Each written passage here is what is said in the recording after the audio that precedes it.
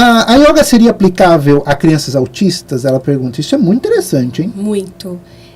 Eu participei, faz parte de... Hoje é muito legal porque já tem bastante... Tati, deixa eu só colocar uma outra pergunta que eu vi aqui agora que vai complementar essa também. Sim. Aqui no Instagram, que a P. Santos aqui colocou 86. Gostaria de saber com quantos anos é indicado para uma criança começar a praticar yoga. Sim. A gente já pode juntar os dois aí. Podemos. A criança pode começar a praticar o yoga, a gente fala desde os 2 aninhos. Antes tem muita coisa boa para fazer, porque eu já trabalho agora com yoga com gestantes, né? Então a criança...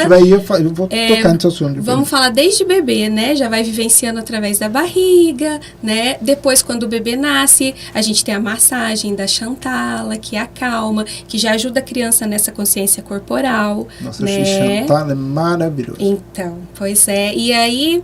Depois você vai vendo, com 2 aninhos, a criança já está, né, numa fase assim, e que ela engatinha, ela rola, ela anda, né? Mas que assim, mesmo que ela ainda não tenha chegado a isso, mesmo que nós vamos ver aí algumas crianças neuroatípicas, né, já entrando no assunto. Sim. Né? Essas possibilidades dos 2 aninhos, você vai dividir por turma, porque cada faixa etária vai trazer algo a mais para a criança. Aquilo que eu falei, assim, o yoga para adulto não é igual o yoga para criança, né?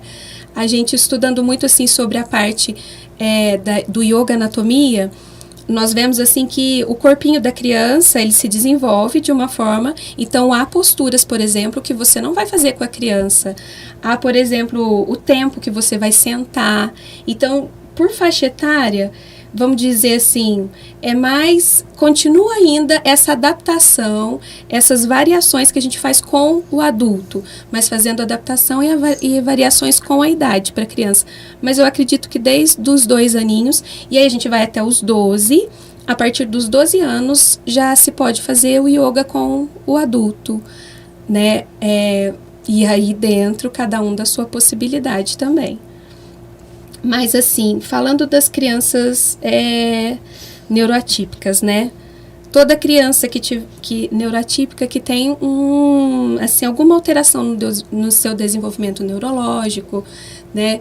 É muito possível e assim, é muito prazeroso e como que eu posso falar assim? Eu não consigo diferenciar, sabe? Uma criança típica e uma criança atípica na hora de fazer o yoga. Porque todos, sem exceção, vão ter suas limitações, né? E no yoga é isso, você vai levar as suas limitações e você vai fazer dentro das suas possibilidades. E... Por exemplo, eu já tive 2 crianças que já fizeram aula comigo, ainda fazem, né? Que são autistas, né? Uhum. Tem, assim, cada uma ali dentro das suas possibilidades também. E você percebe, assim... Quando a criança precisa trabalhar mais o tônus muscular, a diferença, às vezes a autorregulação, é tudo mais adaptado. Mas se você for ver, você sempre vai ter uma adaptação dessa prática para qualquer criança que tiver ali, né? Mas, por exemplo, você vai falar com mais calma, você vai precisar algumas vezes explicar de uma forma bem mais clara para a criança sentir. Muitas vezes você não vai só explicar, você já vai demonstrando. Então, e essa coisa que as crianças têm ali na hora, todos eles ali juntinho, misturado, às vezes até uma idade menor com um pouquinho maiorzinho, não é sempre, mas algumas vezes eu gosto de fazer isso, sabe? Aquilo que você falou do espelho, uhum. Eles olharem uma criança, né, que já está fazendo algo ali diferente, eles olharem para limitar, eles vão através das histórias, né? E depois você vê o avanço, por exemplo, uma criança que às vezes precisa... No yoga a gente tem muito o aterramento, o sentir, né? Então, o sentir o chão, né? A criança, muitas vezes, uma criança neurotípica tem algumas que ela tem, ela apoia só nas pontinhas do pé, né? E muitas vezes você vê ela sentir aquele chão e ela andar mais aterrada, porque ela tá ali numa postura que ela precisa sentir o pezinho no chão, que ela precisa ficar paradinha, mas ela tem aquela dificuldade de autorregulação, ela precisa se mexer, né?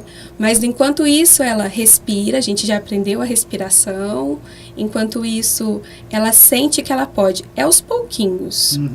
Para todos é bem aos pouquinhos, mas para aqueles que forem levar mais tempo, é devagar.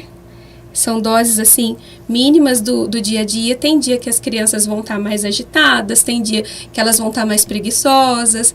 E aí, o professor precisa de estar atento a isso, né?